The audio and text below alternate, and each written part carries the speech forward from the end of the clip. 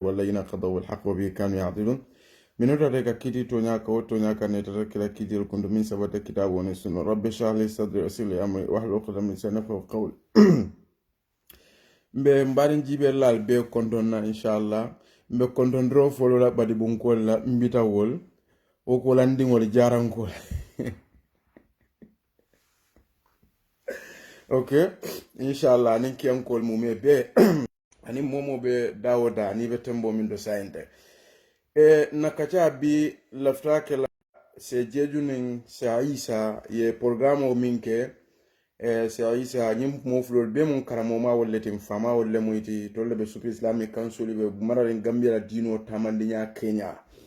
alma ala yeso sima bani jat kende ala ani harje fingoni sutwoni tanko alme mela nyato alman tol fana mele noma ni wato kono ngaje ko politiko banda sain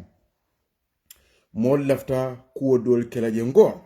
mbe diamla bi minna wolem resisimti ha on suriya hada madingo ke fam fisi andi nyo hada madingo yalon te ku kilin kan jakarin ka pla fola moliye ndol mo fi ngol mi anko wala gammenol mi alon ko e katul lori wala nin tuabol be finde ka findi fe ka fo black life matter hani black life mam matter de ita ba ikamin fo latana an khulqin wa tatiya mithlahu arul alayka in fa'al ta'zimu malam fa kam fa naibu zamanana wal aibu fina imam shafi'i yawlafu wa mali zamanina aibun siwana wa nahju dha zamanu bighairi dhanbin walau nataqa zamanu lahajana وليس الذئب يأكل لحم الذئب ويأكل بعضنا بعضا ayana so lafta min vola ntole nin lafta black life yake mata tingam fangol koros ngo gambia si jamale beje ali moli resis kumol fanga tula bula ka 55 alkam mole ba surtout fo nyim politicianol wol ikamoli ke wafir fangolti dol beje so o mari kala fat la sila abe sanna nyawonya pour abo tarwij la nyawonya malal ka fanya di fo albatisme no lemba ate ba fan albatis la nyawonya pour mol ya kanu aka wole kala do ko di hanata robe kala society nye problem olti ngo ntol gambia mu manja ko leti mbe mu karoni ko leti mu surwal leti mu manja ko leti mu jolal leti mu manin ko leti mu serelo leti mu kasin ko leti mu fulo leti mu mano jolleti mu papelo leti ntitano nyokoma hadama dingola hadama di yafu ngobunyana horomon ko le vali gammenol beje ka safero ke ka fo sulali mambeti a sulal tenninten on sonda inin sula jawole benta e wokela gammenol kalloy ka fo black life matter ke bulo keten nsonda black life matter bari ite ya black life matter kado ne lafto fo la fanga muruna gambia society kono domande ite ta fono la twabol damal buka minke nyola wala sulal damma sulani sulabu ka minke sulal tuabunin tuabu ka minke nyola ntol ka wole ke nyola na society kono mbe mofi mbe sarakulo mbe fulo mbe surwa mbe maninka mbe jola mbe manjaku mbe karoninka hadis wala harat akana ke kufuri mbale fonka mi alon ka ni na dino fon manta so moli se hakilo tu baka hada madingol la fisamante ya alay min fo damale kila sallallahu alaihi wasallam min fo dammal nko ni yaje bi mol be nyim batal fon kono nyim mor bayndol ni nyin kankar kundal dual ka jabi wol to kar wol la gamo kar wol mu woli yelle kar wol ka woli yel wulu abbe manke fendi fo biri ngan kodi ala nin kilala na kitabo ni sunno tuje biri ngan tuje modol ye fon kumandi sate kono komi itolle la family bunyata moli beti itolle mu manin kolti walle itolle mu jahan kolti walle itolle mu sarakulolti walle itolle mu fulolti walle itolle mu manjako walle itolle konton mu sonkoti walle mu nyinol mu drame nyinol le fati ba nyinol la suwo kono moli buka musoli futu woto kadu wol ka woli yelle wulu wol ni mi wulu akake annabiyo molta akake woli yelti akake mala akake munne muneti malum fal kam mo ba kol mi alon ko hum ikhtaraw bi anfusihim ifangol le woddede faye mo malo ya bonni dami malam fal kam so biring wonata society kono dron moli kumasta ka jutu nyola kar wol ya barako bolto kar wol ya barako to ji kar wol ya Karl Marx mena bari yambulal de yedo ko ma blal de famo keta kal yajel so kar wol ya walla iyo Yusufa way Qur'an o karanne Karl Marx fela ko romane ne janimbe modo tafula ha kal fela o man Qur'an o kara o ma dino ndela fisiata woti indela sudata ala lati indela bunyata ti biringa wasifal sambana nye dundi society kono ndol fangol damma say mantra si do la mantra si kuma fo kande mbentol fangol damma la fam fisiando nyo kanneti malon fal kam mo ban ha nyinno wote kalama nyinno ma alalo nyinno ma fe ngendel fisa hani isa mol kumanno kata alakan ye dino fo ye kidabo ye ndela o kan no fonga oke bari ni be wo dawa fana nakata e fam fisian ni molti ha bari kidabo ni sunno ni alquran min fo tonya wo fo de kata mo nya kono jibe woto ala min fo kila min fo mola keba ma siala mola kankar kunda wo fo ha wo fo de bari kata e fam fisian da mariti malon fal kam mo le ba fisamande awbe ala nyasina o damal ban kamin fo imam shafi'i ay min fo rahimahullah akon naibu zamanana wal aibu fina nkan na society ngaibe ayata ngaibo bentol fangol le bala ha na society ay na jamanu nkan na jamanu ngaibe ayata ngaibo bentol fangol le bala ako mali zamanina aibun siwana femmanta na jamanu kono ngaibo ti fo ayata tol fangol hada madingol ngamin bara ngamin ko jamanu kono ونهجو ذا الزمان بغير ذنب ولو نتق الزمان لهجانا نزافو باري ني جمانو لا كو كاو يارا ني جمانو اكو هني اكو والله نادا جمانو كديامو جمانو سي كانفا هدما ديول بولي كبارول منك جمانو كون جمانو كان ها ونهجو ذا الزمان بغير ذنب ولو نتق الزمان لهجانا ako ni jamano nyin diamu ta safo altol adama dum wala altol la ken kono altol le nyinga jamano kamuneke biri ala sango ni banko da tiloni wala ka falin bar hadama dingol woli be nyama adama dum wala adama di yawo be jen ila ku kende baro lemba ila ku jaw baro lemba ila hadama di yalle wobe keri ne dro ila nyo kongo lemba ila nyo fale lemba ila nyo dabaro ila nyo kelendole birin dunya baawul wobe keri ne Allah subhanahu wa ta'ala bin akom malaika le wa iqa rabbuka lil malaika inni ja'ilun fil ardi khalifa bin akom malaika le ko laftam maral fengola kala bankoka ala wo fo malaika le ala jabi munako iqalu taj'alu fiha ay bekero ke may yufsidu fiha wa yasfiku dima wa nahnu nusabbihu amdika wa nuqaddisu la ala munafo malaika le qala inni a'lamu ma la ta'lamu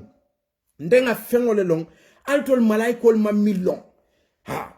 yalon kawsu ko malaikol fon ko mbe kala some mawolo wala na ala ko entenga millon alma wolo biri ala ko malaikol inni ja'ilun fil ardi khalifa wa id qala rabbuka lil malaikati mu'minna mario subhanahu wa ta'ala ko malaikol ko inni ja'ilun fil ardi khalifa laftam maral fengole kala banko kan malaikol ala jabi mune qalu ko alay ko taj'alu fiha ibakelaje may yufsidu fiha min be jetinyal wa yasfiku dima ibe nyoyelo bonna fana ibe jetinyal amanda wala ibe yolol fanam bonnaje wananu nusabbihu bihamdika nuntol nke tentule nke tofingo nke jayi wonu qaddisu la kan ke warandi biri obefo alay ka tandi ko tolbe ala batu kanne yajira ala mansula ka modol fon de da mi alon ko sinate ala batu ala nata mun fo ako inni ala mala taala mun tanga fengole lo altol mamillo anno ala ko malaiko le la yasuna allah ma amarahum wa yafaluna ma yumaru ibuga ala soki ala ko malaiko le buka soki fengola yamar min nda yamar min ne kawleke imam shafi'i kam min foja ndol kana jamano ngaibe ngafo ko naibu zamanana wal aibu fina nganna jamano ngaibe ako ngaibo bentol fengol le bal wo mali zamanina aibu siwana ha femmanta kerin jamano kono fo adama dingol ye min baran to nga min bara wol be kerin jamano kono wala juza zamanu bi ghairi zamin wala nataqa zamanu la hajan akonin jamano kadiyamunu tennun ase kamfa ase complain adama dingol kam ako walaysa dhibu yaakulu lahma dhibin wa yaakulu ba'duna ba'dan ayana ako walaysa dhibu ako kungulo na la kuriya be ni be ferol ni keta dafe wala kuriya la wala jamfa la abbe katani kungulo la fendem fala makro ala fero kam aka jamfa mingi wala na ni be mansali ngo bu salawatu wati katani kungulo la yaje ako walaysa dhibu ako kungulo manke yaakulu lahma dhibin inanata kungulo tarra akanyon kungulo subodom ako barandol hadama dingol wa yaakulu ba'duna ba'dan ayana nkanyo subodom nyakata nyo nyakono ten ayni ayna ta nkanyo domo nyakata malli nyo nyakono ten malon falka mo leba so jannim bita ka fo siel la fisia siel tin ndiamo chocho mi anka be kerin gambia ali nga kumo fango fo bulan da kono ali gam fonya fola andum molmanta fo kam fonyim politicien non nko ali nga hakilo tuito ite kam momo le support an adama baro ka wala support ni akata president ate wulla sirango ka alto la suko mol samana al sindije aran baro te wokelade ate wokela hani ate wokelade so kuo ku ibeje ikakala la na tambo keje ye kanyandir soto je andu ye mira society ni banko bela nafa kula kate mira nyim ko da mala nafala hani ngo jannimbe si kuwol fon kelela ko dol be society kono wolle nyanta bola sate beto kankar kunda sukar le je songo kunda wolle la mol fisiata mol beti itolle ka woli el wulu bari mobu ke tol dingol futuno kar ni tol ye tol futu itolla la silo barakata itolle ka woli el wulu itolle ka fenkol wulu bari mobu kate tol dingol nyini kar itolle barakata sate be tolle fisiata sate bel nin do fata dole kasi kalifaare tol mu duwa jabi molle jumale wo fo songo kunda koliye ha jumale ko tole ni sate mol mi be sate kono tolle fisiata wolti ibeka sali jamen kirim ibeka ala batoke kuwo ku misilma do ko ni wol beka tambi ka oke sai ala nyasira woni woli yamin beje woba ala le yani ala nyasira bare kefan kumanda la banko kam fo moli kata alto la suko no mol le batu alto le woli yeldi mo buka alto di mo fudu alto le sudata jumale wo fa wa aw ha moli wolle folo nyanta kelela wolle folo nyanta bola ni al kumandi gamol le ya kate mama kesinde anyon bala fale fom biri somanda fo anyon suto suba antol for example nara gamoka kendo lea nde famala barako be tlo damale fula bida tamita jana wotumo sama buka kije sama ketaje bida tamita jana jiboro ketaje bida tamita jana sama nata bida fengata jana lundole fonga be sirin jinol kumata lundole be sirin ja akata makale salola jinol ka fay sundu kungol wo sifal mi alon ko khaya wo kuma sifal mi alon ko hakili ma fo ma nyana ka toñal yadin so bitu wo momin bebe ndaw gamadulato mo wuli fula mo wuli sabalem sa ende fama da malla barako be tlo fula foeba sai wo mol min be ma be taje wol fama wol fama baraka bang ha wol man do ko ke ala e bang wol man sudia ala la bang wol me dingol kulu me dingol karandi bang i me londi misil ma yala bay me ila akhiri hani de alialo ne o gamol kuma nimi kama pour ka balu altol la bawe tol ta sonna do ko la bawe tol ya ala le ke business rawti pour mol ka kodol sike ka sambe kata dilaji so ese o kodo do mo fo janni gama do kotek wala na ni gama ko wol ma dol ka kam va ha bawo itol da sama dogo kala itol bet la sirin sa gamani gamatema ko do itol ka balu wala moli se hakilo tu bak wala mu tu jardin min yalon kay ya dino ke sila yu bawo istara ya dino ke wafir fengoti ka balu wala atekela so fu moli aussi valle bon ni mona de dingo futu misil molem kila sallallahu alaihi wasallam mi voni mona dal kan al sonda daji ko la la dino fa sa wiju ala dingo diala la futundi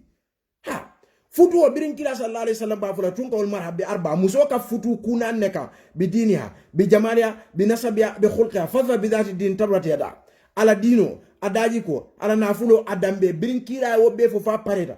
ay amafo ya dambe jibe amafo ya dambe folota amafo ya nafulota amafo ya la nyinyata akoy muneta ako fadfar bi dhati din tarbat yadaka dinati tombo yedaha ha isa kana ila nafulot isa kana idingoldo isa kana ila family do isa kana dambe do isa kana ila isa kana fengo bela ha dina tieta so bila ko ye dina tieta akonyin tol min dudaje ni fe venta wol kono a joko itata banta bato kenyo itata kenye mungo ta ya bibulo kono ten min boto yolo ne malong akoro mala masiba ma kaira ma malo so kila sallallahu alaihi wasallam man tol ya mar kula fo kairo benye minto ha so mol se obula follow jannim bitani sikol to nyim blal to follow e koy mol mi anko mol kanal dingol nyini suwol kono satel kono ndala kam nyoma doje ya kala abirin atara ya kata futwala nakaf nyoma badi ngolem sorry amanka te fon e atara muso mi nyika fa ko fi mal wol bugata koy mal kon andu be musiki ni wodinda se nyin to fola yo kuma furim bale fay woto do fana mbe jata futwala e kay ko ha ndol mu man ninga foro le nyino man ninga jongol le ndol mu sarakule foro le nyino mu sarakule jongol le ndol mu janga foro le nyino fo nyaman kalo le wol mu janga jongol le ndol mu fula foro le nyino mu fula jongol le ndol mu fenko ay wo mun ku dina jumare ndol ya marwa ha so janne mi da siel to mimbe ndol fo folo kono siwo si kono ngaw bonni folo isaje nyin to be se betia ala ko inna allaha la yughayyiru ma bi qaumin hatta yughayyiru ma bi anfusihim ala buka betendo ke mantoto fo ayate tol fongol ye betendo ke fongol to e falindiro ke betiato daji go to dino to fewo fendo malum fal kam moy bake ni si ko mi aka be 55 al ngasto bar jannim be si ko fon folan ko man nin kol men koy tol mu forol let ñi man nin ka dor wol mu jongol let Umar ibn Khattab radiyallahu anhu ako mata stabatu nas wa qad waladatum ummatum ahraran mun tumale albe modi joyen la ayate wululal ye wulu formal ha ndin man nin ka do na dal tol futu e undol to sonna futu la wayde ka wol mu jongol let bar tol mu man nin ka forol let albe man nin ka kilin albe hadama din kilin bi sura wa kul shay ibuka faham fawno bil aql wal mantiq ngotuje yeda janga kunda nafsu shay fula kunda sarakule kunda nafsu shay ni no wol musarakule forolet ni nol ma jongol ni no mu fenke ya tondi fon janga forolet ni nol ma jongol ni no mani ko ni nol ma jong ni ko tubabo mo fingo fa America wala tubabo e mo fingo fa Europe wala folo ka findi ka picture de dana tay ka fo black life matter aka bulo kete black life is not matter ha iten black ko mu yanko albe sate killing albe dina killing dino le folo ya yamar wala ko amam betea fisa manteya ala ya wala ala nyasano ya dino fanian ya ala la kumo tuje ya ayuha nas inna khalaqnakum wa ja'alnakum shu'uban wa qabala lita'arafu inna akramakum indallahi atqakum ya ayuha nas taqu rabbakum alladhi khalaqakum min nafsin wahida wa khalaqa minha zawjaha wa batha minhuma rijalan kathiran wa nisaa wattaqullaha alladhi tasaaluna bihi wal arham inna allaha kana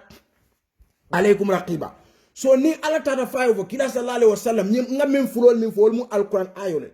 fula nyango wala saba nyango kila sallallahu alaihi wasallam ko la fadla al arabin wala ajamin ala bi illa bi taqwa sayin fisamante yabe ala nyasila wona ton ko kila sa nim mona tay dingo futu ala nyini ngala dino ni ata albe dinora dino na daji ko ala dingo diala amandra safari arjana ko ni nol mu maninka jongol leti ni nol mu foro lebe dunnaje jongol te dunnaje de jahankol ni nol lem foro ni nol mu jongol wol te dunnaje de sarakule ni non le foro ni non la joyte dunna je billahi mu foroti ni mu jonti ne ak ila miralo to kadunte ma belief nte malla fala ma belief malo fal kam mo ba imu foroti mu jonti la kira woman traje ibuka forol konti boy faye ye jongol konti boy faye hadam ma dingol biri mo forol mo labangol annabiyomol be katra dula kili mo be katra lore bo foroti je fengate ye bala kensen ju kensen ka fanyi non foroleti ni no mu jo hani mori be katara komi bama wol ka wulu nyami bala kensen ju kensen ni no ka fo man ninka jonnem sarakule jonnem jahanka jonnem fulajo ateje mori be tara bala kensen ju kensen lo bla kilimoto mo folo ni mo labon annabiyo mol be fisamande ale ni no mu man ninka foro janga foro ya kurtol ni fengol du lale hani woman traje mole min ya lon ko ibe sana kabengol dunne la wo alkiyama lolu ngot blato fo saybol ka kila ni kay ka fay ñunul mu jumalati kila ka fo ñunul le moti min ko ye dingol tankandi alquran wala dunya balwo kono wala alfal ise sana kabengol duila ise sana dendikol duila malon fal kan nakumo mo le ba mole mo labol ni mo folo bebe taradula kili wolun jahanka ya man soto maninka ya man soto fula ya man soto si man soto chinese tubabu fenka manta keri ala ya fal kono kono fala ansaba bainahum yawma idhin wala yatasaalun sa ite ke fon fisani molti faw ngafo ala ko nasabo fo man soto wonu biri alkiyama sida ko dambe man soto ha dambe man soto ko togede fala ansaba bainahum yawma idhin wala yatasaalun memo ita kontongo ti wolungo imu songo kunnankal imu drame kunnankal ita kontongo muminti wolungo imu jahanga foroleti bang ni no mu jahanga jonneti comme alkamin fo ni no mu sarakule jonneti ni no ma forol maninka jonna forole memo alla foroyati wolungo alya wolon ne bang faman saqulat mawazinu wala kontongo ti ni bodaf ni mu songoleti ni mu drame albe kontongo faman saqulat mawazinu أولئك هم المفلحون ومن خفت موازينه فنن أولئك الذين خسروا أنفسهم في جهنم خالدون so jannim bo fola moni ye wo folo bulangol bonni society folo kono ndun sen hakilo to nyim politician on mon me angoy koy lafta adama barole be wurana fere bi akara president aye dingo samana na sindi siran ka hani aye fo mo samana ay sindi siran hani nyi nongol fana mi man gagné du so moni sa kati ka kanyan ko kuto nem politician on be la nyim politician yala ila business fengol be wur kam pour que wafi ibe fengo sifa be foka wobe sanna nyami altol fanan kata son aliye kayla dahiyati ni siku wala aliye ni siku wal bula aliye ni siku wal bula moli akate nin karna da Allah sade do ngo ali fonyo altol mi ango alkafo nim mo fi ngoy kido nim tuabo kido ciga ko americano bum mo fi ngafa itol folo le kana facebook ko don nani gambeno mo fi ngol ibe bulo kete ye nyoy kumbalo black life matter black life matter ite ma wolon fo biring americano fa ciga ko americano fa americano to european or black over in Europe block so what that rate alon ko black life is matter world to it atet la dino ye yamar ko bela le jani ba flo black life matter biring tiningoto daji ko te kate fam fisani mo it la dino yamar bari la dino ta ite man so wole ma wo accept ala min fal kano kon inna khalaqnahu ja'alnakum shu'uban wa qabala li ta'rafu inna akramakum indallahi atqakum inna akramakum indallahi atqakum ama fo ko de hanide aswadukum abyadukum akalukum ama wofo jahanko kum maninko kum sarakule kum fulo kum fenke kum ama wofo atqakum albeto mo fisamante ya miyalon kay ala nyasilon soto ama fo foro kum a jongo kum a fenke kum ama wofo foro ni jomundo ala ma wofo jam ngo mo labangol ni mo fololi bebe benna alkiyama bala kensen ju kense aisha ka vo kila ko molta nyonga e boji bela kila ka molu buka wonya fon soto kija faro ani wo lungola fenko kama lungola dewmo kama na wa annabiyumul mol bebe tarasila mo bo wa flan kungo yoma yajal wildana shiba lumin denano be bora bonda denano ite mina denano ma junube kuba ndum wulu fewo fe aka wulu han trom bi na denano soro misil monema ala wulu la flol wala ka ya wudot wala ya ken nasara so way wo fa o misil mama o denan ma lakira lolu kija faro o bora tie ka koy fesi de o kama and woman kuba so ite mirete min duda balu kono ndol mu jankol len dole fisare jankaro ndol mu manin ko dole fisare manin karo ibukan dol furu ndol mu sarakule dole fisare sarakule do al nga o follow bondi na society kono jannin tuwabo mi alon ko be american nazio le matu unsurial ma ay kido siga atata anyo americano fa ite ka siga me ka fo black life matter ite fo latana khulqan wa tatiya mithla wa aruna alayka infal ta'zim janni te bokra tamuruna nasa bil birri وتنسون أنفسكم وأنتم تتلون الكتاب فلا تعقلون كيسكي كم يفوجا أجننتم فلا تعقلون فألنيال ما تبالت حكي مايا ne Allah ta mol be ke kirindi ala bonda alla Facebook fengolto WhatsApp fengo black life is not matter femma matter black life to alto la sateto ni nol wol mu maninga foro ni nol ma jongol ni no mu janga foro ni nol ma jongol ni no mu sarakule foro ni no ma alinga wolle fengo folo kele ye bonna society kono jannin kara fo fulo ni manin ko lebe nyola su wal ni fengo lebe nyol manin ko damal be nyol sarakule damal be nyol fulo damal be nyol jankol damal be nyol amman sabu fenna fo janka dol ko to le fisara janka dol fula dol ko to le fisara fula dolti sarakule dol ko to le fisara sarakule dolti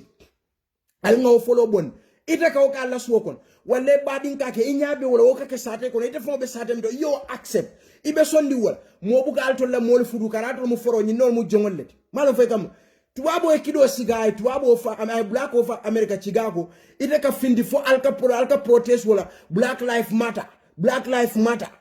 ite ka black life du matter ite ni black all be sate killing yalo malla fi kam misalo fo tani wala bak ndol mu misil mo let anu fe mata kum rasul fa khudhu wa ma nahakum anu fantahu ya ayyuha an-nas taqullaha haqqa tuqatih wa la tamutunna illa wa antum muslimun womunati imtisal awamiri wajtinab nawahi yem fatan ni mina ngafata wala ko ngaminke ngawoke malon fo alkam moyle ba so nin ko min be wonyama jannim bita siel fonto intenga bla dole ye dami nyanta mo ala jala folo mo kata ita dingo nyini ita ka fo mu nyinol wol mu jon tollem foro wobe saferite akitab jumal to ala billahi lakirat ina beselo ala nyaatu la balaken sen ju kensen ina beselo ala nyaatu sal be konti boko adama dingo le mualti wallahi ina beselo ala nyaatu la tilingo kan asal konti bo jonteje foroteje ila baro ni wole ni mu jongolti wala mu forol ila baro wala be samala jahannama wala be samala arjana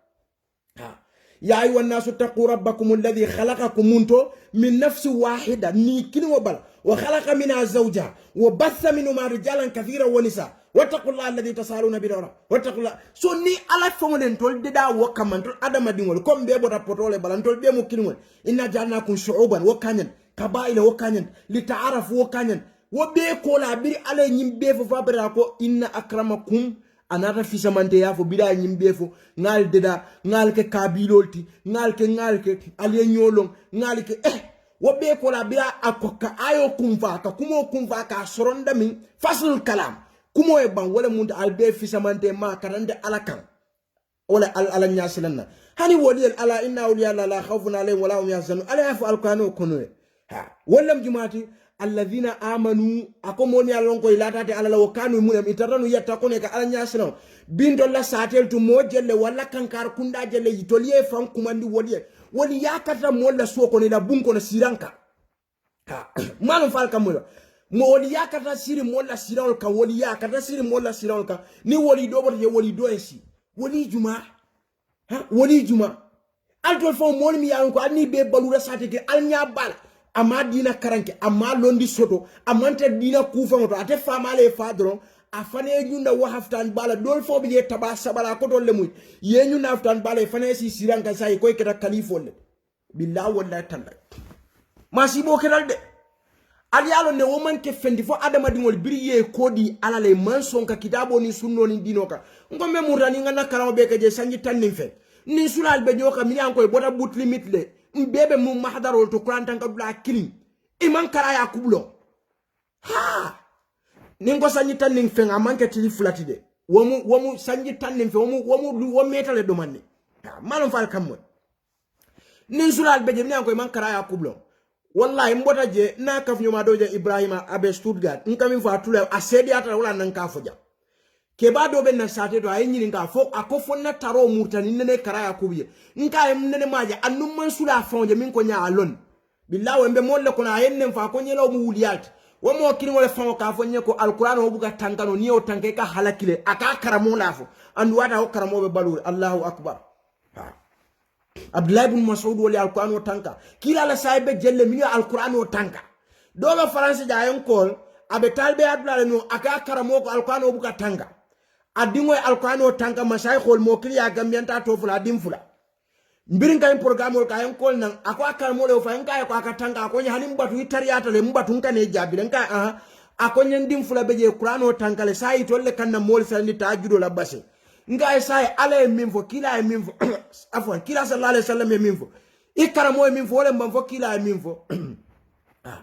akonya ankala mo minfo hana man boy bar kila minfo yagele so ama hanya karamola bara karamo minfo tonyante wot ngo nim moment tonya fo mbafra tonyante biri ala sawni banko deda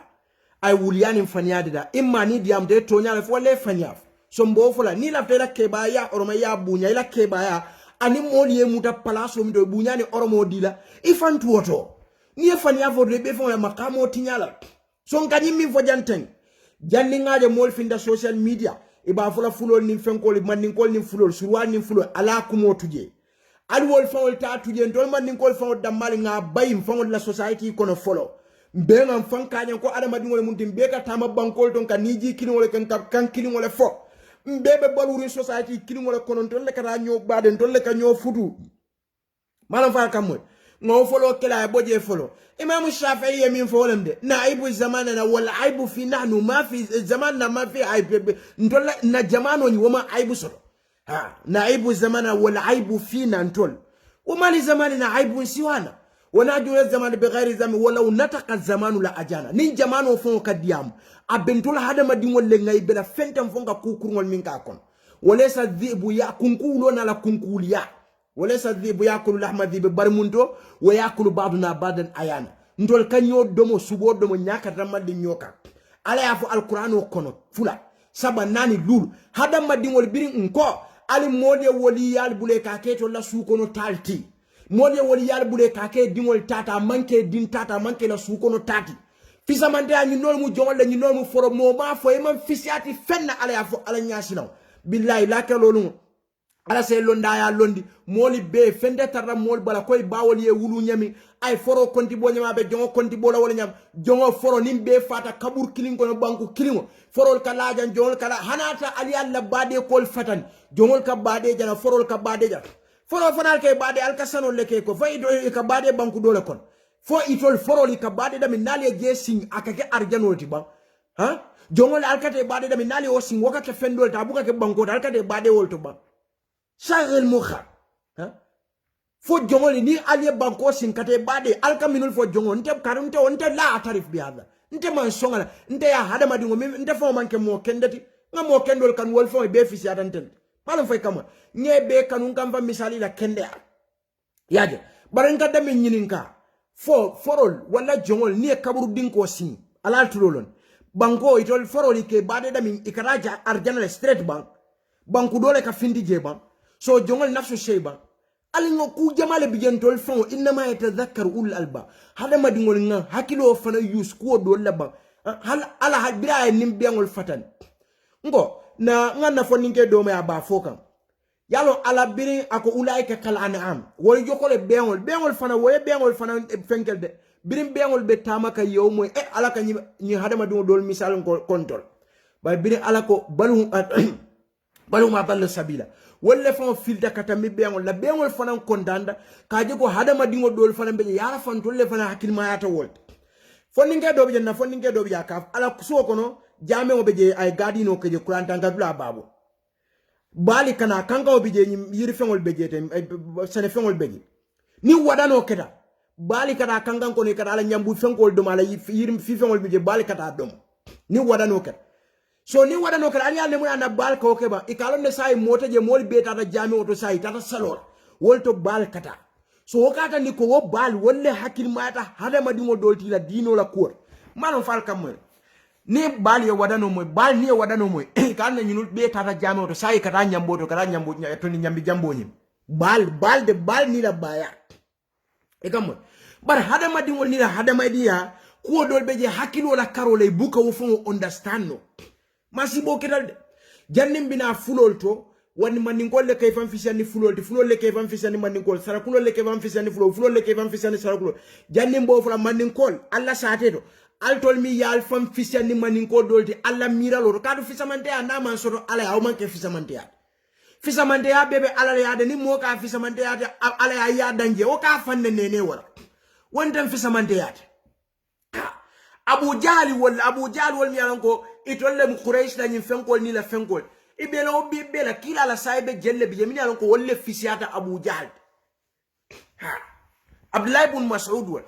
wata Abu Jahl na la kango be Amr ibn Hisham atom wolle fisiata atina la dambe mi yalanko akafo nanu banu Makhzum fa banu Adilemba akabe wojibe wol tarta fayde malo nyin taasubo alsal hakilotu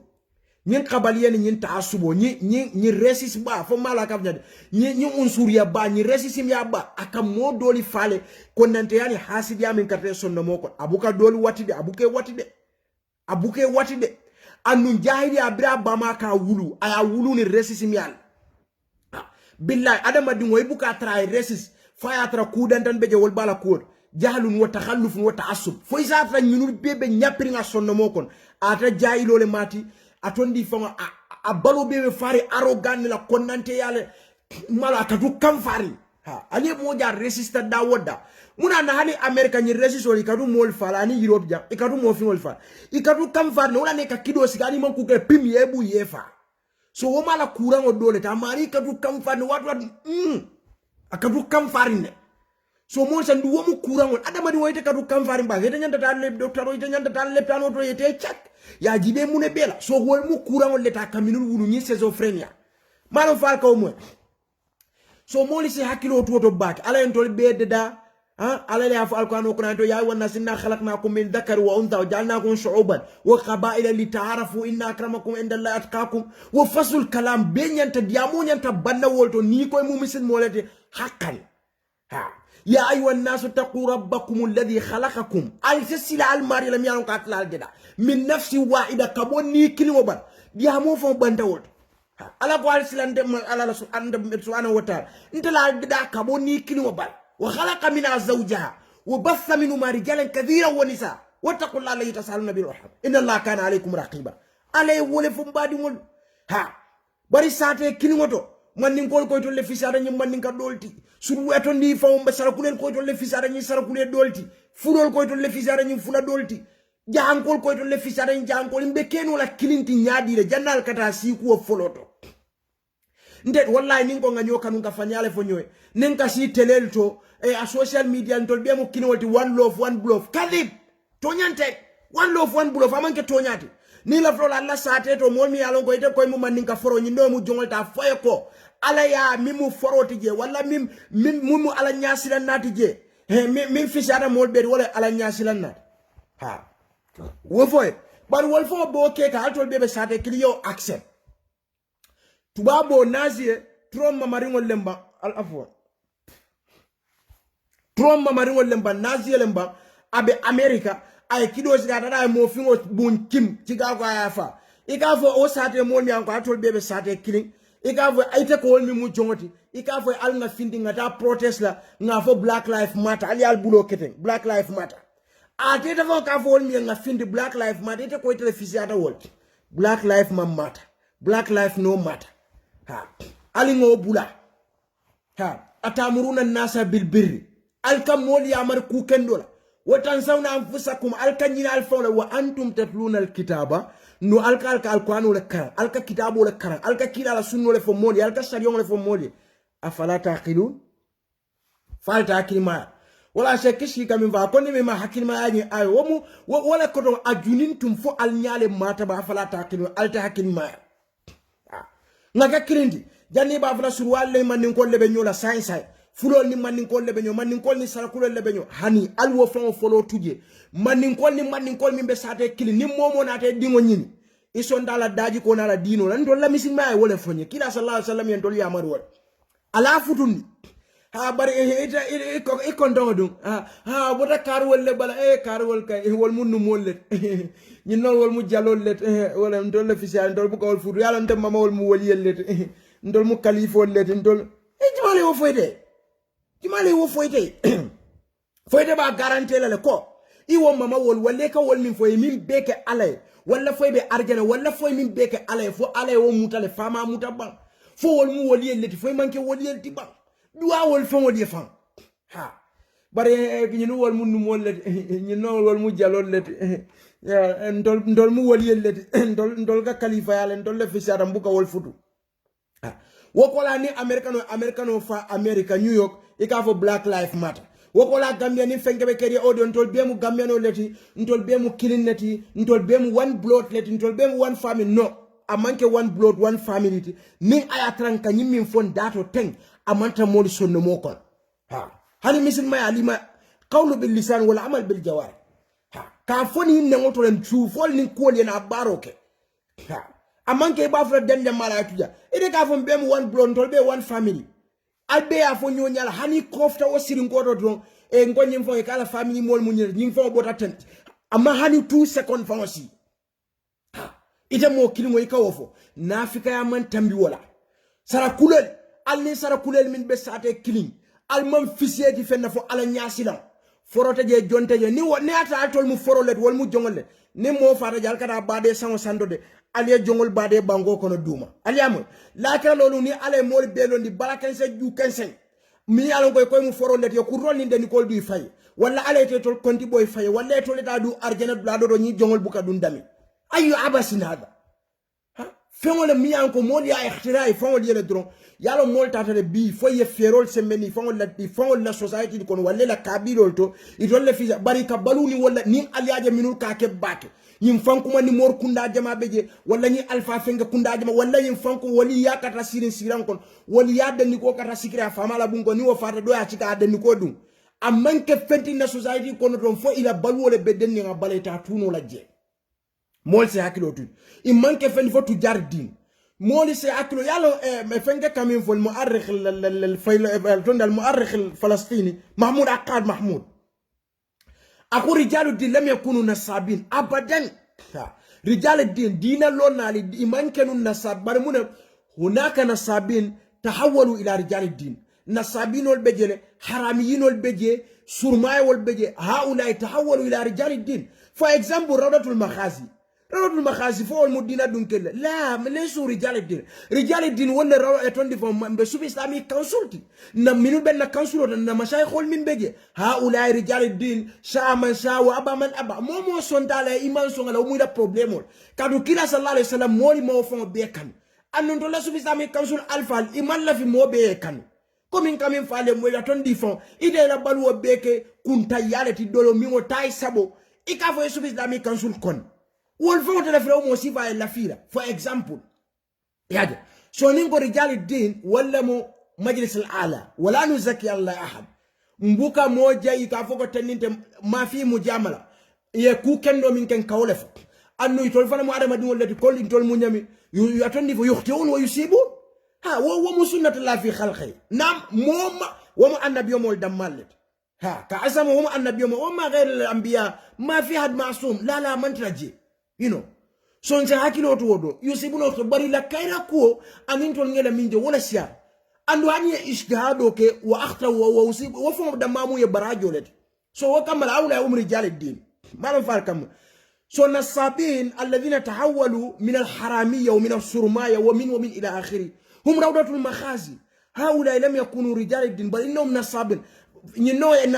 أتوندي فاحتيالو لك جن أتوندي أمريكا نينو احتيالو لك فرنسا نينو إلى آخره إذا مالي بنت نيزومرا فاسد علي بابا لنين تيمو مول ساي نادا بوركا كيلو ولندي سوب إسلامي كونسول كام سو ولما العكس صحيح هم نصابين الذين تحولوا إلى رجال الدين سو محمود أقاد محمود كان ينفو ما نفعل كم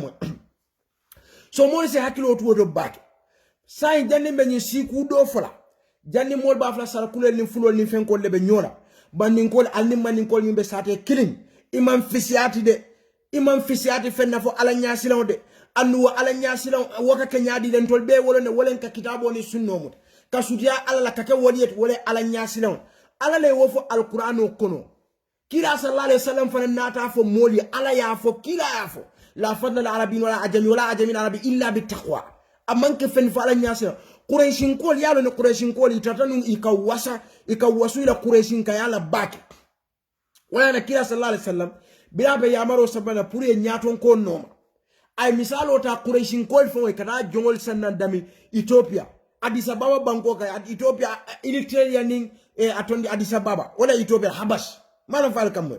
kila ay misalo tanin jera mun kada tanu Quraishin kol ikada jongol sannan world so wala na kila ko eko hani ayatra jongole altol mara abota na habashle anata maka al mara al bulano malum fal kamwe al bulano wala na kila wo misalo te so ndolla misilma ya kono ndole ikam na misilma ya dino kono ya maro lebeje fo ise bula wol no mani ko mu misilmo imma ni man songala walle balanta walle mani be kala fayla so folti bota nan gris le asinete mamani imu mol mu arresto wol nim bitali mus wallati kata sukratol wo manken na problem ise tata ise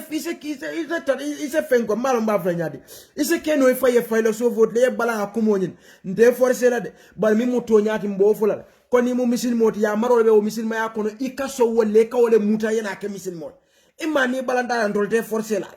ni ala miro foje mbo fanyandal ni fania fana foje mbo afula moli o fana mu fanialet ni era miro dun laje mbo afula moli fana o fana mu fanialet kadu la miro te dun no laje imani balandala hani nte force no la do mankuno son tol fana na fo item balandi no la o fana na kafo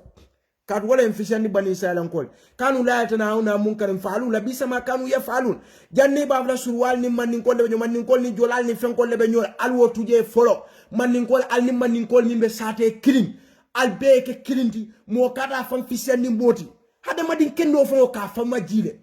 ha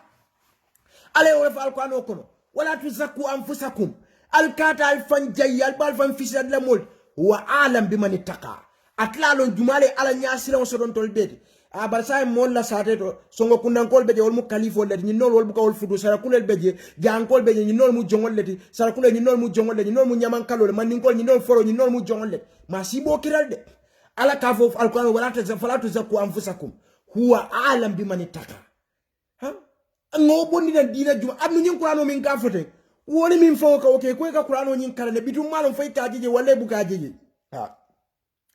bari dol beje kaajeje le de almamo le muydi kaajeje le de ustazo le muydi kaajeje le dol walla itol man la fale be obunya min ko de lafte balu wala ko ani ike fankuma ni bunya min kadu ara madin wala bunya na la horomo abebe dino le bal tumo min na wotuje femman tuje ko adin rasin mali fa samsik be fadayahu min adam al khusran imma yefan kumanni minna o manke mo la problem di se fan kumanni no ala malon fay kam bar kaaje ko itam wolti hani de o fanante woti de ikke fan kumanni kola ani mati wol man kiliya fo mo se wol fanan bonyol ni fan kumanni woli yala o mi la problem fan kumanni woli ya bar mo ni be fan kalame kitabo ni dino ni sunno ni fan kumande alto le fisara mo alto mu foro ni no mu jongo alto mu woli def mi be kalama o yalo ne ko ite ke fan kumanni min ne man kewot ha Musailimatul kadhab fo almalon ka fan kumanni annabiyom yala Musailimatul kadhab fo la na Musailimatul kadhab annabiyom mo ani manga annabiyom moti firawna afan kumanni ala yala le ala kamu alal di fo ya na firawna mo alal so wakata ni fo mon ninke fam misal wo kusi falla mo in atondi fo qadiman min tambitanu ata mo kendel buke fam misal nin kuola ilabawol yena nyinya kuola ye fam misal min ha malon fal kam mo o man ta keri so moli sa kada bake ngo bonni fawol folo kono folo nim monata man nin golin be ke kilindi sate killing ikare fam fisa ni monyot ni min jaka fa fa ko ala falatu zakku anfusakum wa alam bimani taka ikoy mu misin molti ala wole fo womuta wo fay ha mbeke kilindi nka nyo futu nka ta nyo la be mim bala fa warta fo ikoy dol beje buka nyo bade kabur kilin ikam da lakirawo ni nol be finta alkiyama la tonkondol to ni nol ye findi tonkondol ikama ni nol yi bol konti bol ala dole bol konti bol e fay la baro la ala do ni nol fanan konti bol fay la baro Allahu akbar wallahi al bebe finda bla kilimoto bala kensen ju kensen konti bo kilimo wala be kala al bela alquran do ala ko fala ansaba bainahum yawma idhin si ko fon man na fon mo ko ni mo fin fon man na fon ala ko nasabu fon teje woni mo manke songo kundankat mo manke drame kundankat mo manke fati kundankat fala ansaba bainahum yawma idhin lasiru fon man sodo kote wala yatasaalun faman saqulat mawazinu wala muy ta konton di te konton wala muy fama ila pesaro la kulyani wala muy konton ha barkar wol bade ko kar jongol le ka bade ni nol forol le ka bade andu ni birita de din ko si yebe bade bangu kinwol ko malaika kinwol kana ke be nyinin ka manke na ta nyino ka fayta mu jongol tide hani wala nyindo fo ka fo be marabuka ma dinuka manabiyuka mata kula ga fi hada rajul kamune fo nyin kenwol ko de ke be nyinin ka kinwol foni wala kabro simbango mi ka finje koy mala ni nolta wuleri ni nolta fimma shaghil mukhak mal you know unkata so wasifa la to mal hakim ala falota na kamimvo yaqulu atuni kavingo yaqulu himaru hakimu tauma law ansafa daru kuntu arkabu to mal hakim la falota tako akuna mange dunia la yelema kuolti atabe taranu ka selama yeka kuntu arkabu ala sahibi agotan mesela mari akomune li annani jahilun basitun wa sahibi jahilun murakkabun ako ate ami amari tomal hakim la falo ka bayko ako falo nyin ko atemu jahili ndolti bare tomal hakim mu jahili ba ya nyin ngamune keda ako tomal hakim ka te bay komi pray tamid la dol ate fo buga tamino wodla la ba tomal hakim fana buga tamino je mu pour hakilo salon ka titano je ali do bonni na society kono folo jumala koyte mamawli be tam do be mu woli yelleti alto la suwo ko alto le fisiata ni nol bet ni nol mu numo le wondo mu fenkole alto le lasilo be betata ha badu wala sa mo tenyi banko kam bi mo telle beje saybol mini alonko bilade ibn rabah wala fisiate abu jal wol mi alonko ani fenke wol ba quraish la ni mo bal mi alonko tambida bilal tata ke passe do moro lanung ha bari bi wol nim bilal sango nim banko kila ga ndar jano ko na bilal sinkaw moyi Allahu akbar saybe jelle bije kila bilal fisiata minulti kila ma woli sinkaw moy arjano kon bilal abota quraish leba bilal arabo lemba bilal abota banu makhzum leba banu adi abota wolto abota banu hashim leba hani wa alfu kalla bara abota ethiopia le ha so wobe musulman ya fo nin ko ngam ko ndolla dino adama dingol ala fongo ka adama dingol bunya bira akaw fongo fo ama fo kafir ni musulman fo ha bara adama dingol be aka be bunya so fisamante ya be dami sai wala tuta ala nyasilan bari adama dingol la adama dinkaya ala ufal ko ano kono laqad karramna bani adam amalna fil barri wal bahri wa razaqnahum min at-tayyib wa faddalna ala kathirin mimman khalaqna tafdila ha bari hani de tubabo bung america wala kede kam va karu resi solo wol atete ko mum mandin ko dine mandin ka dolbe sate kite le fisiata wol surwal mi bijete le fisiata fulo ni serelol mi dato le fisiata wol ke karoni ko ni manja ko mi dato le fisiata wol sara kulen ni tolle fisiata ni sara kulen kadu wol mu jongolde ja ko le fisiata ja kadu wol mu jongolde ite buka kam fa wo bele te fa wo be accept banin tuwabo mo fingo bung america te ka complain wol fal to ka protest wol fal ka wal ka for black life matter black life is not matter black life matter de atedi molbe sate kleni wol ko be bar muso fure ka fo le ko ntemu fankumandi woliel ka mbatu nga fo ala woliel manke fankumandi woliel fankumandi fisama da fankumandi foro yagel ika fo le ntol mu fankumandi woliel leti ntol mu fankumandi foro leti ntol mu fankumandi fankol leti so itani wolbe sate killing altol mo killing wolle ka audio dida whatsapp oto wala facebook oto ay korda de gambian tol be mo killing wolleti ndol be mbadi ndol be one blood one family al manke one blood one family hani ni la frakke one blood one family ila moli min falke tamande al badi ngol kala satel kono wo bondi je fula kada accept momo ya kelela suwo kono ni momo ya kelela suwo kono abe banna society be kala kino kullukum ra'in kullukum mas'ulun an ra'ayati hakila sallallahu alaihi wasallam yol albe mu kandar lati be momo nyini ka kandar fewla anu nin lafta ebo inna allaha la yughayyiru ma biqaumin hatta yughayyiru ma bi anfusihim ala ta jilana sango santo wala annabiyo mo kinan tol kan na janga satel minna bari bun ka satel minna mannin ka satel to na fula satel ni na sarakule satel da ina foko hanide albe kanyantal de amanke mo officier mo nyinol manke foro nyinol mo jonde albe mu netleti de ala ya fonye alquran o konol de aya fonfonye de kila sallallahu alaihi wasallam ya fonfonye mawo be moy ndol fo mawo accept na dino fo ya fonye manson wogola ala jinan ka fa hani atakela mfongol le bo bonlen na society don fokumolto nke barolto nka minfo ndato nyokano da tan sonno mo kono ha isaje sarakulel ni serelol se ke kilindi serelol ni mandingol le ke kilindi mandingol ni kasingol le ke kilindi fulol ni fenkol be ke kilindi society se beti a mo besa China milliard wala be China le mo siata Africa bet bari China ne ka ni Chinese dol wala fisata ni no dia jen ko misalo fon talie woli jama 199% be man ke misil mot bari hadama di wala hadama di andani ka janal be tuwa du woni America wol min fodo ha nyin tuwa dol le fisata wol boda trom wol ba ni non le ma fi ni non boda hani ika jawyale kata ni nasi dol bari buka tuwa du ye ka fata le fisata tuwa dol kontrol man ni gol kamin ka nyola sate kili ni man ni ka dol wala foro ni non lem jongo ni janka do wala foro ni non len jongo ni sarakule do wala foro ni non len jongo ni do wala fenko ni non len jongo hani ndolle ka o kenyola laftani wo sa en ka kamfa mo fiwol kamatu abol kaminul fa kuwa min be kerin to la society kono to le fongo damma amanke siel damma fongo tema di bandinka tema damma janka tema sarakule tema fula tema nin tubabol fongo wo moy iba fula sima racism min tamidantol ni wol fongo yo kalamuta ma fon damma tema ni racism ko ma fongo folo so moli si hakilo tum badiwol billahi ke fam fisel ni manin ko mi wol mu jongol let ina be balakan sen ju kansen ala nyaaklimol alla pesar law na wateti wala amanke arjana foro la dula be je jongol la dula be arjana jumale o faatol jahannama foro la dula ti je jongol allahu akbar ala le man soti mi an ka tilinta mbadi wol ala ngake kilinti ala ko ngake kilinti alquran o wala fon tolye ya ayyuhan nasu taqu rabbakum alladhi يا أيها الناس يا أيها الذين آمنوا يا أيها الذين آمنوا اتقوا الله حق تقاته ولا تموتن إلا وأنتم مسلمون alako alkata son ali alsila ala nyasila otonya mala alkata son ali fafatra al muslimin mal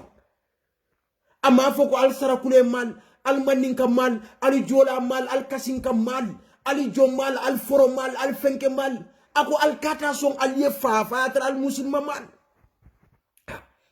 ittaqullah ya ayyuhalladhina amanu altulimoli minko alsilatante alala allatante alal ittaqullaha alsilante alala haqqa tuqati ala nyasilango tonya mala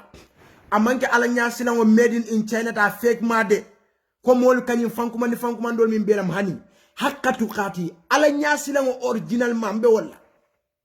wala tamutunna illa wa antum muslimun alkada son aliye fafata al muslimema ako watasimu bihablillahi jami'an albese alala julo muta ama foko forol ye tema muta jongol ye nyato muta sarakule ye tonkonto muta sarakule jongol ye tema muta maninga forol ye nyato maninga jongo janga jongol ye fengom da janga forol ye tema muta nyino arabo le jamuta mo fiwo le jamuta tuabo le jamuta ani amofo ako watasimu bihablillahi jami'an albemu mebe alla julo muta e bamma wala tafarraqu alkata fatam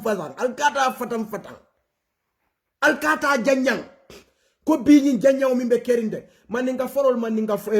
maninga jongol sarakule forol sarakule jongol suwa forol suwa jongol fula jongol fula forol janka forol janka jongol han nko kila sallallahu alaihi wasallam ko akay fem fula tumbul ma in tamassaktum bima falan tadillu min ba'di abada ne aliyo mutal ne te filla bureng ako ala la kitabo wala mi alqur'anu ta nin kila sunno sallallahu alaihi wasallam ha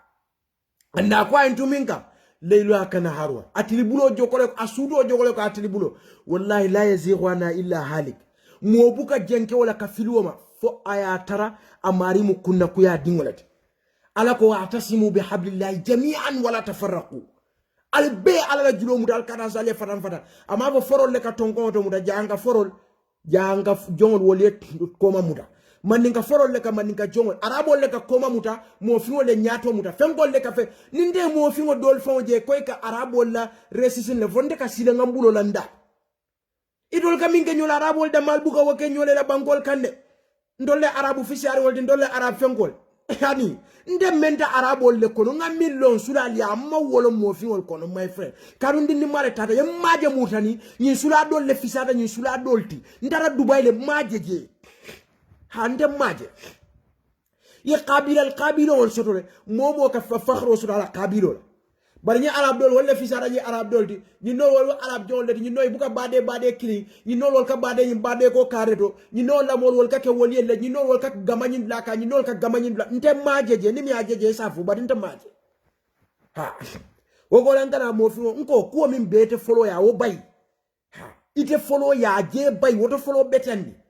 wala na kiski gafa junin tuma fala taqilun fo inyale mate ta hakil malaba ni man la fi racism ya soto america chigako iman la fa soto mentioning iman la fa soto o janaton di fo atondi alabama iman soto ay soto malo mintole iman soto ay soto europe iman la fi wolbe kata song ay soto alla sate follow to wala ko bulaje I follow ta to pato biri da dino ta ye yamara biri hadama diya ta ye yamara ila ala ni la kila mi ko ila tala wali ye yamar wala follow afonya be alquran ko min tole ha ala ko juma maninka jon juma fenga ali akara alquran juma le kono nyi sikane fishares ay mun toto ndol bebo da adama le bala juma wala na ko wa taslimu bi hablillahi jami'an albe ala la julo muta wala tafarraqu alkata fatan fata wadhkuru ni'matallahi alaykum alse ala la nemo jayyal fawl kal ya tentu iz kuntum ada tumomi nal mu ñoo jawol alla fa bayna qulubikum wa asbahtum bi ni'mati ikhwana anata wotumo almunyo jawolleti anata al sonnomo ke kilinti anata al ke badin kilingoti ala nemo kan kadun kanyin fenko nyin foroya ni nyin joy ya kuol nyin ta suwo ni nyin qabaliya jahiliya kuol nyin ta arabo le jahiliya wato le kanyinke ama mo buka ke min ma chotade nyin mo hada betel ta'assub wa takhalluf ko mu jahiliya kuol leti wala na ala ka foje wa ya ko la ak wadhkuru ni'matallahi alaykum id kuntum ada فألف بين قلوبكم فأصبحتم بنعمتي إخوانا البينات ke badin kinoti dino ka bari kar wala sokon wal mu tura ku nan kollet wal mu mo ballet wal mu woni ballet hani de mo bu kawol dingol futu no de wal mu fen kollet may ko te ko man galala jumale wo foyte I kaje fon wol jamal beje I dingol kata ni Senegambia wol taral tulolon igare ka tuwa sunguro samana jaka tambi sokon akara morba kondom bunkon afama fon kalon ko nyimman ka dingola musot ika bungo diela ni tuwa muso kata lari nje karo ke baluni bari buka nyinin karo kede tuwa bu muso nyim fo foro len fo jongolem bari ngoto fon tuje bar fa futu le fama futu buko to fon nyinin ka tuwa wala nyo ka na nyo fengen na famille balu be sone ala bitu itol mi anko itol le fisiata suo bet mor ba fon be bunko woli e fon kata bunko sa tele ka ken na sadde dalal min katume de dalal di pour adingo tuwa muso nyim pour ka ko ngomuta pour toi muso nyi edu la family kon abuga nyi nga toi muso nyi wobama na fama fo ya soto nyaadi kare jamal beje wol buka futu fo a soto nyaadi le fo friti ngale fo mati ba mul ida malla fenne buka be nyi ngade fa fama na bama fo futu tale buka be nyi ngade mun tuwa bu sifale fo tuwa foro fo tuwa bu jongle buka be nyi ngade ndan ko tuwa bo le mdro sai wose dunno la family kono ala fo nye wolwo atondi fo nyi fankuma ni resis lal mi alon ko iben na bangol kan atondi si juma wala kabila juma wala ala fo nye to abo adinke to amuso samana suwo kono na bodana hotelot ni na ra suwo kono ikada pabile folo kondo mo kono bidi bene ta lafe to awo vele ibene na to awo vele bidon sai sude af alnga alfatiya ta fo aka modla nyi muso kada kanala mbese dua nze sada bone ngal kwano kalala kon ata mafutu ata tuwa bo nyi manyi nin ka fata mutu aforo di fotu abu jongolem fa mana ba mafutu tuwa bol jamal beje buka futu ndaba tuwa dule ngalon komi kata baluri nyokan kadingol sorodo yaji andu jamal beje fana iballa fenna komi manke christianti manke mise free tingalem fo free tingalem anide ito lawo suwo ni do woli kundani la kabilo be wonte la hajit nyimu tuwabolti wonde la ajiti de imalla fi kawlo nyimu tuwabolti so fa futu le balu e babala foro le mjonle wonte la hajit futu dro wala ana ma futu ka duwa min fo pour to abo nyin kata jamfa sa manan to abdu i jamal be je buka duwa fo de ka fo futu de fo jole fo i ka duwa le nango to abo nyin kata jamfa ay la min Muhammad umani zeda ay sa manan to abdu nango itol ka balu family yeta so holdol fo biri wotal salon ko nyurul te dina kuto ngo nyime ago maninga jol ni maninga forot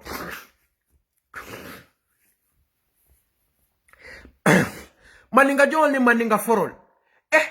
idingol be jel mina ngo minul ko mu maninga forol let walle mu jahanga forol let walle mu fula forol walle mu suwa forol let idingol be jel mina ngo to musoli ni be larim bungol ko to abudu ini kanela suwol ko ime futu ibuka nyinin karoke nyi bari he nyin tuawo fodi tuawo jangole ma tuawo janga forole ma ila nyin tuawo ni wonda te dunno la yelo kono ila tuawo nyi fo mandinga tuawo forole ma fula tuawo forole sala kule tuawo forole ma ni wonda te dunno la yelo kono dolla silo be da kandol mu woli yelle woga ke min tole khoye ibuka wonyi ninga alnene wotel fodi tuawo nyi Cristiano le fo free tingale ma wol ka fa alnata Qur'an o karanga mbulo la pour mo dañi to abo kata tuje so sa to abo mi ko killing amanke musulman fulanya amanke christian fonti mulhida aman la fen amanke musulmati amanke kitabu dunketi abamana fama fama futu ya soro tun ko for example wasa dunno na lasilo ko la wasa dunno je asekeno janga forotile ni mod lafta walla asekeno maninga forotile asekeno sarakule forotile bari inyon sarakule misilmu ina be sate killing alkado morki hal albalo fengo be net bari dala fisiata odi idol fengol mum imamol ibuka fo misilmu fengol le malon tolle fisiata inata janne entrajanne ye fan karafan wala tolle jia wala tolle munna jon be misilma albe jamen kilal kasal albe be ila akhiri bari yin tuwabo miya ka bamana fama fo benda discord la le ya soto ama fama fo long kati ko je tuwa duya dingo ma famala ka bama da wala bama la ma fama folo friti ngamal wasa dunno lasilo nyin kono kad wo mo kendolti wo mo woliyelti wasa dunno na lasilo kono ngo accept le wallahi samak laban tamar hindi dina jumale wo fontolier ali nga fatala anu lafta kumo kunna fala dami janni be jamo bal politicien on la nyim political mi alon ko e kalafla sikol dun la je ala nya kasila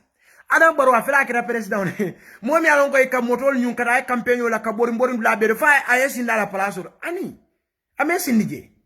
atesi la so ku ise kanyon la soto je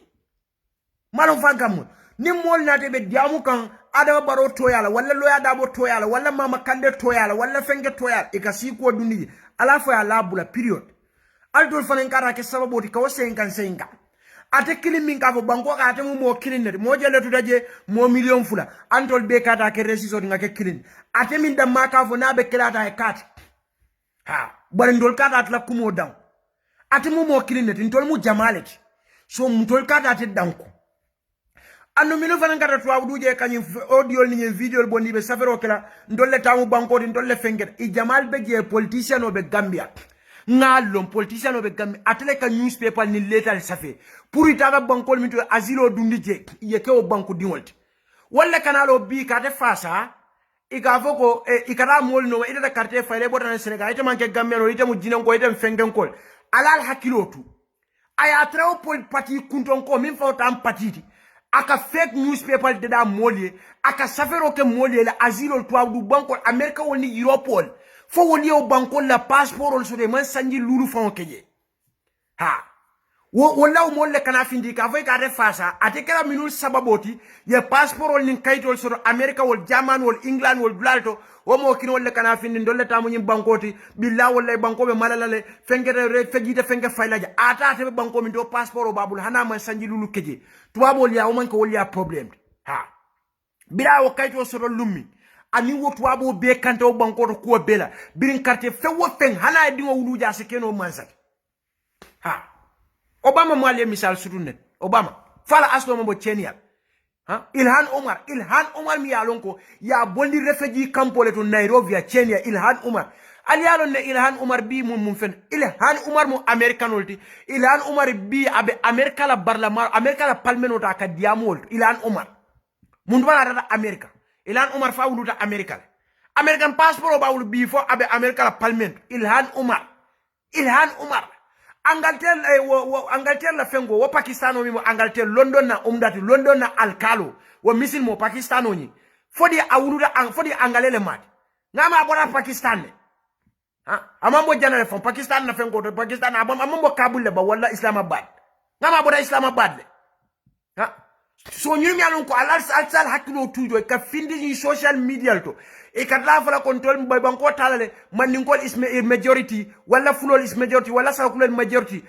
politician o bes banko kan mi alon ko aka newspaper le safe aka fongra problème o de la mole fo aka wafi dolia ikana ko kayto di tuabol ika banku kayto sige ka dila ntol fongra ngo molong mina ko be nyim banko kanjan dolbe America politician o le kayto safa newspaper de dat ka fo ko mart la molleti boda la famille na la fen ko le bala yela passeport ol tika o banku mol ye dila bi wolle ka diamu gambia banko e bantala Facebook olto ikara mol no police station ni fengo de ka fa alter register de alma ke gambianol aya trati be banko minga be pati mino wo pati kunti wala newspaper fake newspaper de da ay fake kayto safai ya kina to abudu jang atada ay fengo ay asylum mo dundi yela banko kayto diala so ninyi kusiva be kerim banko ka wala ka findi Facebook olto ika foko ha ni dama ke gambianol di dama ke fengo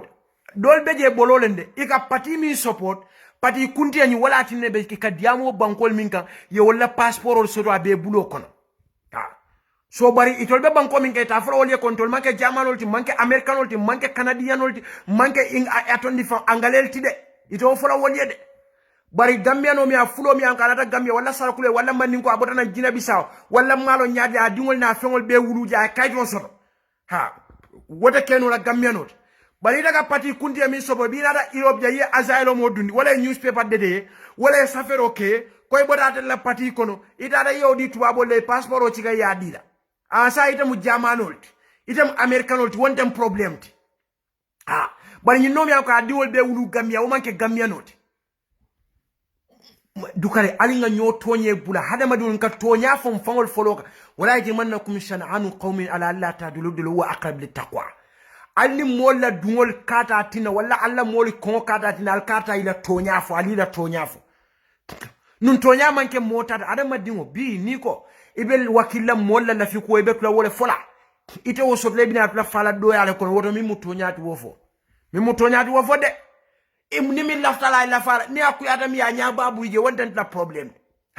nakaf nyoma do biya kaf nyon koy febuka molje ka komeni la fengo to kebulo nga kilimbuka kara fula nyaw minka jibe fana ninga ta kudo sura sita wala ay tawla janna kan de la moy faabe kam fala andalo kam fanti mo wakala mutafaw ka do kan de so symbole la kake ka tenten yaye kini akamin sa fe mbuga kara malum fa angalele fula nyaw andan jibe malum fo na badi ngol beje ko dol beje hajura sita ay tawul tupato sabanyaw na kam farante man fen kala muto ro kan de la fa symbole so ndela kufono la mimbe dialate ka dum mala be dami fo mimbe jibe kan sa mala be sabati ndami sa konte Yusuf nyanda min fola webe diala we obe kala masi bolti de ite bende jibe kan min fo molo so ndanga kumo fo mimbe dialete ani mbante o fula oto tabla do demi anko be min fola die ira oto la moy ninde muyti mbole kala mimbe diala nyami ta wol la moy mbeta wol la moy la de ni mimbe diala mbeta wol to so ndira nyi nongol moy ma fal kam so mol se hakilo tu bake nge mollo nete banne be jamani jebe America be Angleterre wolto ibe fitno mamadi kam banko kam moni anko be gamie banko kay dingol be wuluje gameno le muy itol nata America jang ina pati kundiele new police newspaper dede ay police kaytol safe ya sama to aboli asylum o dundi to aboli payla banko la passport mu de ye cika ye dira hani man sanyi nani ke banko nyinka wo passport o be de bulo kono itema hani sanyi nani ke banko nyim fonka imam problem soto o bela ihani dingo se keno jaman ja dingo se keno president aselono kobe Ilhan Umar aboda Somalia kelo boyta Somalia anala family bote data Kenya wo refugee camp be Kenya Nairobi inada Nairobi ya sika Nairobi ya samba jana atondi fon ya samba America bi Ilhan Umar kasi America bela America banko min joko America demokratia itol tuwa kana nungol fon ni be wuliyale fora wala be ko do fakati ka America muta alalt ika misal jamata American yeah America ilan umar hena America la palmeno ko Americano la palmeno ko mo million jelle be America ala fo nyeba ha mo million jelle be America la vice president o bi mimo America la vice president de musunni wonya fala nyina datu la min Joe Biden beje musunni wonyi kama fo fenga Kamala